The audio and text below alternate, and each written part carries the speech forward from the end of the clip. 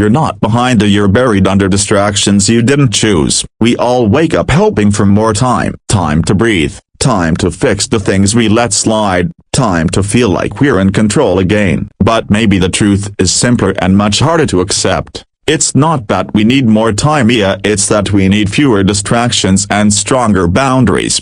You are not broken. You are not lazy. You are not incapable. You are simply surrounded by noise, and it's costing you the most valuable thing you have: clarity. Right now, your potential isn't locked away. It's being drained a bit by all the things you've said yes to that don't align with who you are or who you want to become. This is not your fault, but it is your responsibility, and that's where everything can change. If you want this week to be different, it begins by reclaiming the one thing you've forgotten you can control: your presence. The most powerful shift you can make starts the moment you open your eyes. Before the noise, before the messages, before the rush, there's a window of silence. That window is sacred. Protect it like your life depends on it, because it does. In that first hour of your day, you are either choosing your life, or you are defaulting into someone else's. When you start your day by checking your phone, you're handing the wheel to the world. You're letting strangers decide what matters to you. Instead,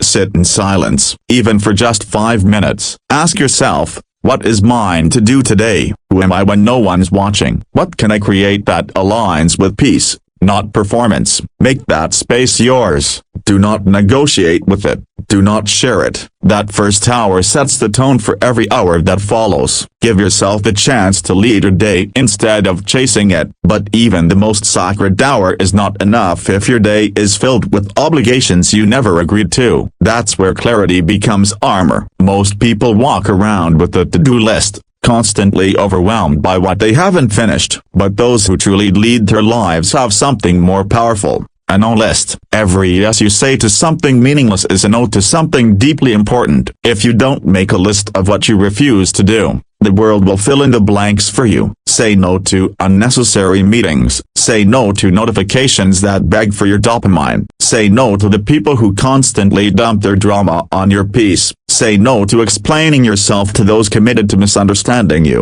Say no to energy leaks disguised as responsibilities. Your no list is a contract with your future self. Honor it, revisit it, expand it. Still, no matter how clearly you begin your day, no matter how strongly you say no, life will try to pull you off course. You'll get interrupted. You'll face friction. Something will break. Someone will test your calm. This is not failure, this is life. And the most powerful people don't aim for a perfect day. They build recovery points into it. Every few hours, stop, pause, close your eyes. Ask yourself, am I drifting? Am I reacting? Or am I responding? What matters most right now? These tiny resets are like anchors for your mind. They prevent you from getting swept away by the storm. The truth is, you don't need to be fast, you need to be focused. You don't need to be everywhere, you need to be present. And these moments of intentional pause bring you back to what matters. Then comes the part most people forget: the power of silence. In a world obsessed with attention,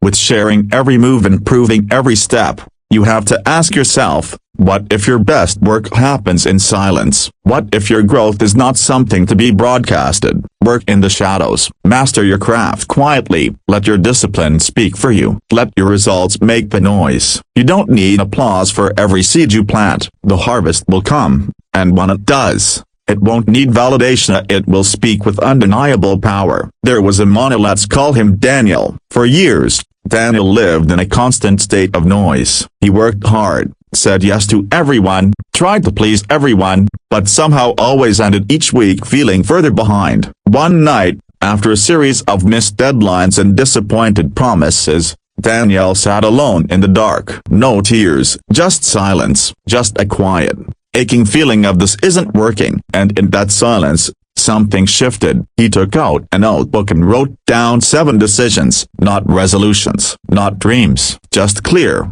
solid actions. The next morning, he woke up an hour earlier than usual. He didn't check his phone. He sat in silence. He journaled for 10 minutes, made coffee, and looked out the window. He made a no list and stuck to it. Every time he felt himself drifting, He paused and returned to clarity. He stopped explaining himself to people who weren't listening. He worked quietly, with calm intensity. He disconnected once a day to just think without input, without noise. At night, instead of judging himself, he reviewed the day like a calm strategist. What worked? What didn't? What needs to shift tomorrow? By Friday, something remarkable happened. His circumstances hadn't changed, but his mind had. He didn't feel frantic. He wasn't perfect, but he was present. He wasn't exhausted, but energized. And for the first time in months, he respected himself. That week changed everything for Daniel. And the truth is, that kind of week is not some rare miracle. It's available to anyone willing to protect their peace like it's sacred. It's available to anyone who stops waiting for the world to give them clarity and chooses to create it. There's another truth we often forget.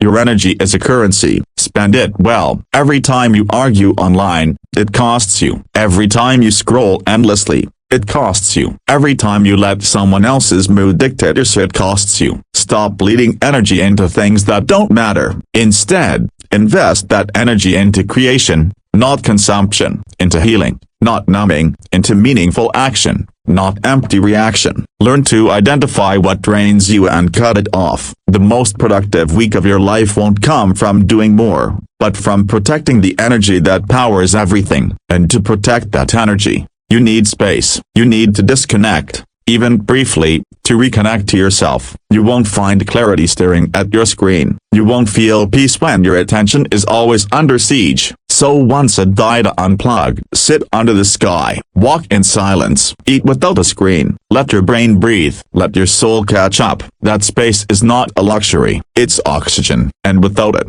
you suffocate beneath the weight of everything that doesn't feed you. Finally, end each day not with guilt but with reflection. Don't fall into the trap of shame. Don't review your day with harshness. Look at it like a strategist. What worked? What didn't? What do I need to shift tomorrow? Reflection is how you build momentum. It's how you take a bad moment and learn from it. It's how you evolve, not just survive. You are not here to be perfect. You are here to be powerful. And power comes not from doing more but from doing what matters with unwavering clarity. So here you are standing at the beginning of a week that could change your life. A week that doesn't ask for perfection, only presence. A week that doesn't demand noise, only focus. A week where your inner stillness becomes your loudest statement. You don't need to do everything. Just start with one thing, one boundary, one silent hour, one deep breath instead of an instant reaction. And then stack another, and another. Let the habits grow, and not with force,